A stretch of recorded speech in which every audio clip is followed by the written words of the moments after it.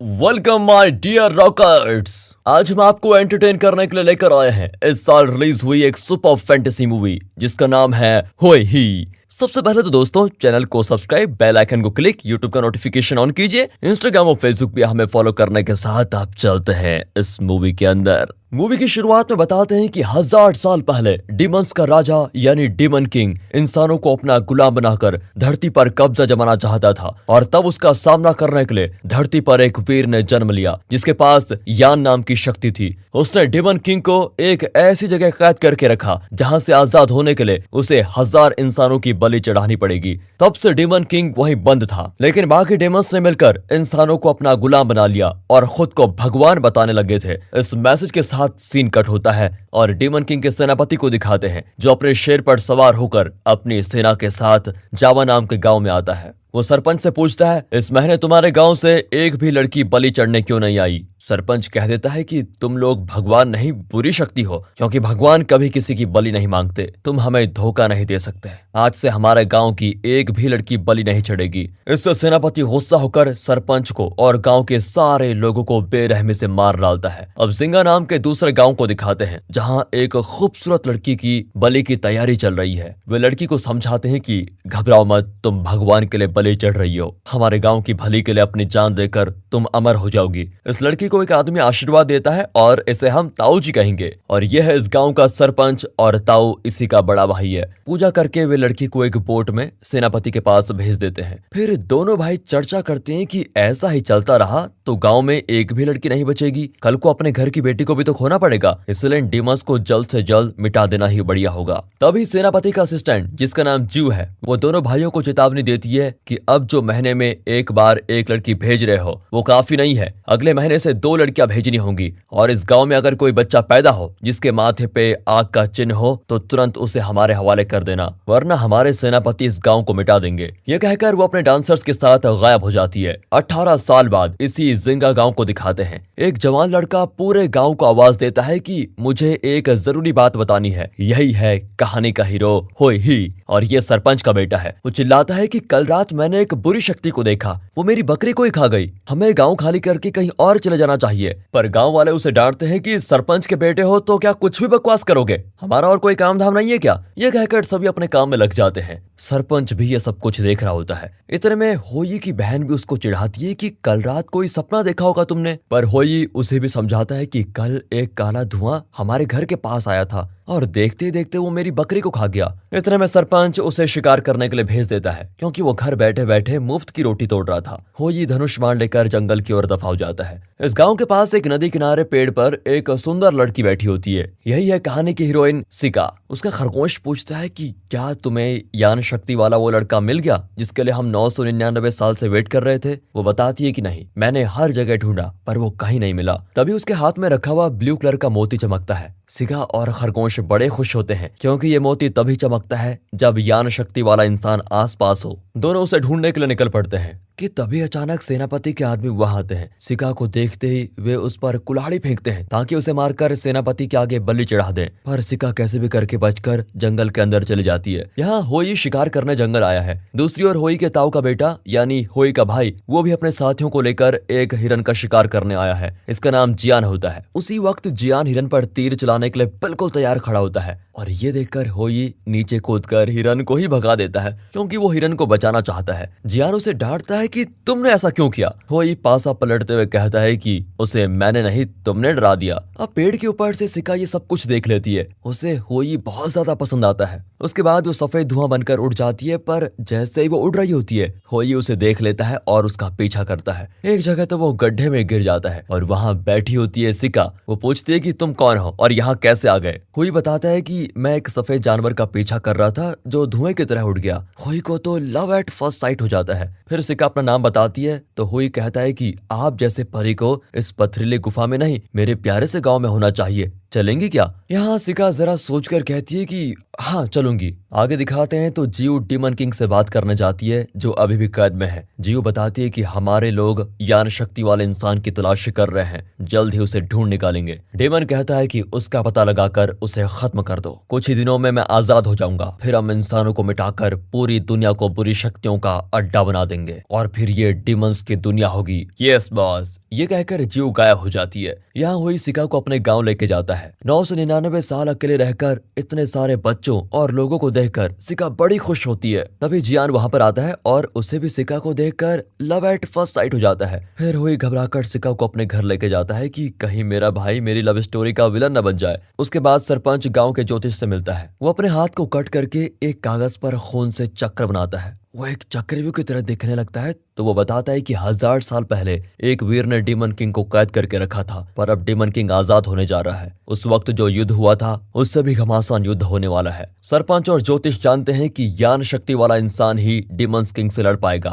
वरना दुनिया डीमंस के कब्जे में चली जाएगी। अब यहाँ ज्ञान सिका को इम्प्रेस करने के लिए तरह तरह की चीजें लेकर आता है, लेकिन हुई चिढ़कर वो सारी चीजें खुद ले लेता है। तभी सभी गाँव वालों को एक जगह बुलाया जाता है। अब सरपंच और ताऊ बताते हैं कि डीमंस पर जीत हासिल करने के लिए हमें एक वीर योद्धा की जरूरत है जिसके पास ज्ञान शक्ति हो। इसलिए हम तीर चलाने का एक कंपटीशन रखेंगे जिसमें आसपास के सभी गांव से कई वीर भाग लेंगे। जो इसमें जीतेगा उसे पुरस्कार तो मिलेगा ही, गांव की सुरक्षा का जिम्मा भी उसी पर होगा। अब कई वीर इसमें भाग लेने के लिए बड़े उत्सुक होकर नाम देते हैं, लेकिन हुई और जियान चुपचाप खड़े रहते हैं। उस वक्त सिका एक बुजुर्ग से मिलती है। दरअसल ये हुई के अंकल हैं। सिका तुरंत पहचान जाती है कि ये इंसान के रूप में एक देवता है। वो भी समझ जाते हैं कि सिका साधारण लड़की नहीं, एक दैवीय शक्ति है। अंकल बताते हैं कि 1000 साल पहले जब उस वीर ने डीमन किंग को कैद किया था, तब से मैं इस गांव में इंसान के भेष में हूँ। ये सुनकर सिका पूछती है, तो क्या आप जानते हैं कि ज्ञान शक्ति वाला वो इंसान कौन है? हाँ बेटी, जानता तो हूँ, लेकिन किसी को बता नहीं सकता, क्योंकि स्वर्ग की यही विधि है कि सही वक्त आने से पहले किसी को कुछ पता नहीं चलना चाहिए। अब सिका बताती है कि मैं भी 999 साल से उसी ज्ञान शक्ति वाले वीर का इंतजार कर रही हूँ, क्योंकि ज्ञान शक्ति को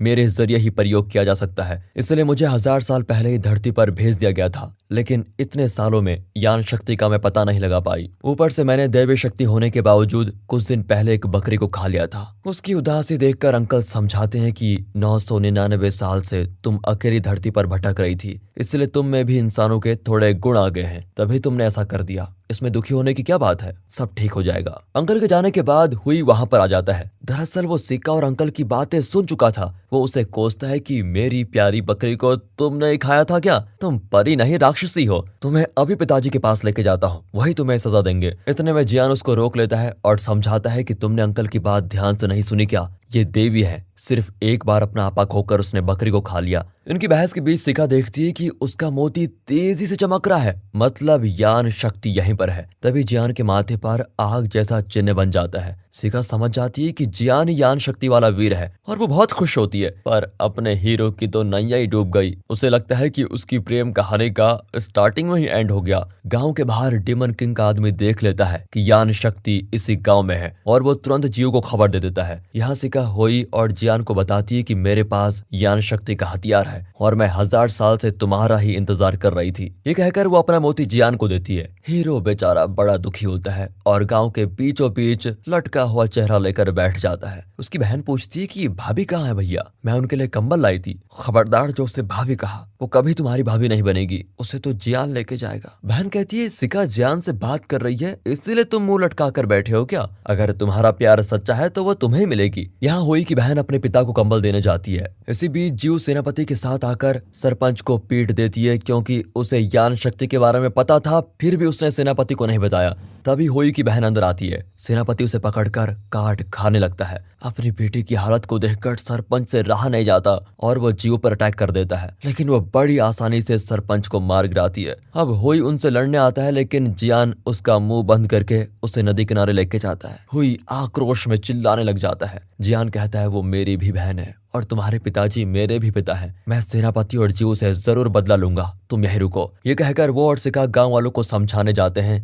कि जियो और सेनापति असल में भगवान नहीं बल्कि डिमंस हैं। यहाँ उनके जाने के बाद सेनापति हुई को खत्म करने की कोशिश करता है, लेकिन तभी सरपंच उससे भिड़ जाते हैं। लगता है जियो के हमले से वो मरे नहीं थे। वो हुई को वहां से भाग जाने को कहते हैं और बताते हैं कि अब तुम ही सारे गांव की रक्षा कर सकते हो बेटा। इस पर सेनापति गुस्से में सरपंच के शरीर के अंदर अपना हाथ घुसाकर घिनौने तरीके से उसे मार डालता है। जियान अपने पिता से कहता है कि हमें अभी लोगों को बताना होगा कि जियो और सेनापति डिमंस किंग की कठपुतलियां हैं, वे बुरी शक्तियां हैं ना कि भगवान। लेकिन ताऊ कहता है कि बिना सबूत के हम जीव पर इल्जाम नहीं लगा सकते क्योंकि उसे लोग देवी मानते हैं। अब वे सरपंच के कमरे में जाते हैं तो वहां ना तो सरपंच की लाश होती है और ना ही होई की बहन की लाश, लेकिन एक कपड़े पर होई के खून का निशान होता है। सिका कहती है कि यह है सबूत, अब तो आपको मानना ही पड़ेगा। पर ताऊ जी झट से अपनी उंगली काटकर अपना खून सिका के माथे पे लगा देते हैं और सिका बेहोश हो जाती है। दूसरी ओर होई जाकर गांव वालों को बता देता है कि जीव और सेनापति ने मिलकर मेरे पिता और बहन को मार डाला, कल आप लोगों के साथ भी यही होगा। लेकिन गांव वालों तो पहले से होई को पागल ही समझते हैं। उन्हें लगता है कि जब से उसकी बकरी मरी है वो इसी तरह की कहानियां सुना रहा है। इतने में ताऊ आकर होई को लेके जाता है। वो कहता है कि अगर तुम डेमन किंग की सारी बुरी शक्तियों को मिटाना चाहते हो तो जंगल के अंदर वाली गुफा में कुछ हथियार हैं, उन्हें लेकर आओ, लेकिन किसी को इस बारे में बताना मत। होई तुरंत गुफा के लिए निकलता है, पर तब ताऊ के घर के अंदर से जीव निकलती है। मतलब ताऊ और जीव मिले हुए हैं। दरअसल ताऊ सरपंच बनना चाहता है। होई का पिता जो कि सरपंच था वो अब मर चुका है और अब उसके बाद उसका बेटा ही सरपंच बनेगा, तो ताऊ की ख्वाहिश कभी पूरी नहीं होगी। इसलिए होई को रास्ते से हटाने के लिए ताऊ ने होई को गुफा में भेज दिया और वहां उसकी जान लेने के लिए सेनापति बैठा होता है। इस बात से बेखबर होई गुफा के अंदर जाने वाला होता है कि उसके अंकल वहां पर आ जाते हैं। अब क्योंकि उनके पास दैवीय शक्ति है तो वो समझाते हैं कि गुफा के अंदर कोई हथियार नहीं है, ये तुम्हारे ताऊ का बिछाया हुआ एक जाल है। अगर तुम सच में गांव वालों को बचाना चाहते हो तो स्वर्ग से भेजे गए इस चाकू को लेकर गुफा में जाओ और सेनापति को खत्म कर दो। होई को एहसास होता है कि वो एक वीर है और सेनापति का मुकाबला करेगा। यहाँ ताऊ अपने बेटे जियान से कहता है कि तुम्हारे पास ज्ञान शक्ति है और अगर तुम मेरा कहा मानोगे तो यहाँ के सभी गांव के तुम ही सरपंच बनोगे। जियान पूछता है कि चाचा जी के बाद तो उनका बेटा होई सरपंच बनेगा ना। ताऊ कहता है कि नहीं बेटा, सेनापति ने अब तक तो होई को खत्म कर दिया होगा, फिर रही सिका की बात, उसे तुम खत्म कर दो, फिर तुम ही राज करोगे। यहाँ जीव डीमन किंग को बताती है कि ज्ञान शक्ति वाला इंसान और कोई नहीं, जिंगा गांव के सरपंच का लड़का है और अब तक तो सेनापति ने उसे खत्म कर दिया होगा। डीमन किंग पूछता है कि तुम्हें किसने बताया कि उसके पास ज्ञान शक्ति है। जीव कहती है कि सरपंच का बड़ा भाई एकदम गद्दार है, उसने खुद ही अपने भाई और उसके बेटे को फंसा दिया। अच्छी बात है, आज रात मैं आजाद हो जाऊंगा, तब तक एक भी गांव हमारे हाथ से नहीं निकलना चाहिए। यस बॉस, ये कहकर जीव गायब हो जाती है। यहाँ जियान ने सिखा को बांध कर रखा होता है। दूसरी ओर होई लहू लुहान होकर गांव में आता है। सभी चौंक जाते हैं कि इसे क्या हुआ और तब पता चलता है कि अंकल के दिए हुए दैवीय चाकू से होई ने सेनापति का सर काट लिया। लेकिन अब ताऊ होई को बंदी बना लेता है। होई कहता है कि ताऊ पागल मत बनो, जीव और डीमन किंग मिलकर हम सबको खत्म करने वाले हैं, तुम जीव पर विश्वास मत करो। पर ताऊ गांव वालों से कहता है कि सेनापति जो हमारा भगवान है होई उनका सर काट कर लाया है, ये घोर पाप है, घोर, इसलिए इसको सजा जरूर मिलेगी। ये कहकर वो होई को बंदी बनाकर उसके चारों ओर आग लगा देता है। होई जलन के मारे चिल्लाता है, पर वहां जियान को भी जलन महसूस होती है। तब सिखा को पता चलता है कि जब ज्ञान शक्ति धरती पर आई थी तो उसका थोड़ा हिस्सा जियान के शरीर में गया था ताकि वो ज्ञान शक्ति वाले इंसान की सुरक्षा कर सके। मतलब ज्ञान शक्ति वाला वो इंसान हुई है। अब जियान समझ जाता है कि उसे स्वर्ग से ये शक्ति मिली है और वो लोगों की मदद करने की बजाय अपने पिता के साथ मिलकर विनाशकारी चीजों का साथ दे रहा है। वो सुधर जाता है और होई को बचाने के लिए वो सिक्का को भी खोल देता है। इतने में जीव वहां पर आ जाती है और जियान उससे लड़ने के लिए बिल्कुल तैयार होता है। ताऊ उसे रोकता है तो जियान कहता है कि दुष्ट शक्ति का साथ देकर यहाँ का राजा बनने से तो यही अच्छा होगा कि मैं लोगों की भलाई के लिए लड़कर मर जाऊं। ये कहकर वो जीव और बाकी डिमंस पर हमला करने लगता है, पर वो लोग गांव वालों पर हमला कर देते हैं। इसी बीच वो होई को छुड़ा देता है, पर जीव अपनी मंत्र शक्ति से जियान को जला डालती है और वो वहीं मर जाता है। इसी वजह से उसके अंदर की थोड़ी ज्ञान शक्ति भी होई के अंदर आ जाती है, यानी कि अब पूरी शक्ति होई के शरीर में ही होती है और वो भगवान की तरह बुरी शक्ति वाले जीव से लड़ता है जो कि एक डीमन स्नेक का रूप लेकर उस पर हर तरफ से हमला करती है। होई हर बार कैसे भी करके उससे बच जाता है। तभी होई को अपने अंकल की बात याद आती है कि 1000 साल पहले जिस वीर ने डीमन किंग को कैद किया वो साधारण तीर को भी मंत्र शक्ति वाले हथियार की तरह प्रयोग करता था। अब होई में भी वो क्षमता आ गई है और वो एक साधारण तीर छोड़ता है, फिर मंत्र शक्ति से वो हजारों तीरों में बदलकर जीव को खत्म कर देते हैं। लेकिन इसी बीच डेमन किंग जो 1000 साल से कैद में रहा वो आजाद हो जाता है। अगली सुबह दिखाते हैं कि होई और सिका एक दूसरे की शक्ति को समझकर एक हो जाते हैं, लेकिन डेमन किंग अपनी दुष्ट शक्तियों का इस्तेमाल करके नर्क के दरवाजे खोलने की कोशिश में लगा होता है। इसी वजह से आसमान में एक सूरज के बजाय 6 सूरज दिखने लगते हैं। इतनी गर्मी लोग बर्दाश्त नहीं कर पाते और मरने लगते हैं।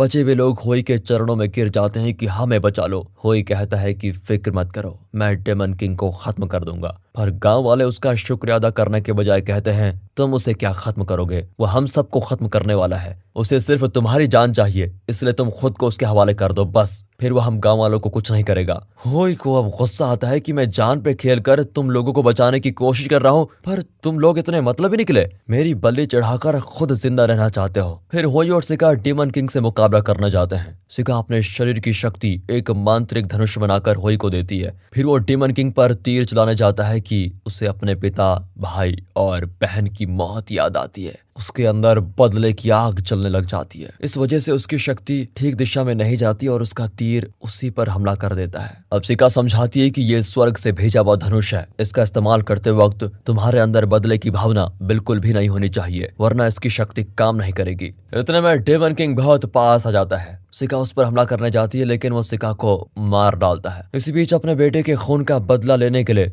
ताओ गांव वालों के साथ मिलकर डेमन किंग को खत्म करने आता है। पर डेमन किंग डरने वाला थोड़ी ना था। वो नर्क के दरवाजे खोलने लगता है और कई दुष्ट आत्माएं गांव वालों को काट खा जाती हैं। अपने लोगों की ये दशा देखने के बाद होई फैसला करता है कि अब वो बदला लेने का ख्याल मन से निकालेगा और सिर्फ लोगों की भलाई के लिए ही ये लड़ाई करेगा। उसके मन में ये बदलाव आते ही उसका धनुष चमकने लगता है और अब वो एक भगवान बन चुका है। फिर वो डेमन किंग पर निशाना लगाकर तीर छोड़ता है और डेमन किंग वही भस्म। उसके साथ ही नर्क से आई हुई सारी दुष्ट आत्माएं भी मिट जाती हैं। पर होई आसमान की ओर कई तीर छोड़ता है, जिससे 5 सूरज मिट जाते हैं, सिर्फ एक बचता है। लोग उसके बाद होई को भगवान कहकर उसकी जय जयकार करते हैं। पर होई सिका के मरने से बहुत उदास होता है। तभी स्वर्ग से एक आवाज आती है, तुमने जिंगा गांव वालों की जान बचाई, इसके बदले हम तुम्हें एक वर देते हैं। तुम ये दैवीय मोती सिका को दोगे तो उसका पुनर्जन्म हो जाएगा। उस जन्म में तुम दोनों धरती पर फिर मिलोगे और साथ ही मिलकर दुनिया में बचे कुछ और डिमंस को खत्म कर दोगे। कोई भी सिका को मोती देता है तो उसकी आत्मा स्वर्ग चली जाती है। अब होई खुशी खुशी उसके जन्म का इंतजार करता है, कब सिका धरती पर जन्म लेगी। उसकी इसी खुशी के साथ ये मूवी यहाँ पर खत्म होती है। और दोस्तों, आपसे गुजारिश है हमारे दूसरे चैनल मूवीज वेदर को भी सपोर्ट कीजिए, उसे सब्सक्राइब करें। तो दोस्तों, कैसी लगी आपको ये मूवी? अगर ये वीडियो आपको अच्छी लगी हो, स्टोरी अच्छी लगी हो, एक्सप्लेनेशन अच्छा लगा हो तो लाइक कीजिए, चैनल को सब्सक्राइब। मिलते हैं अगली वीडियो में, तब तक के लिए गुड बाय, अपना ख्याल रखिए and finally thanks for watching.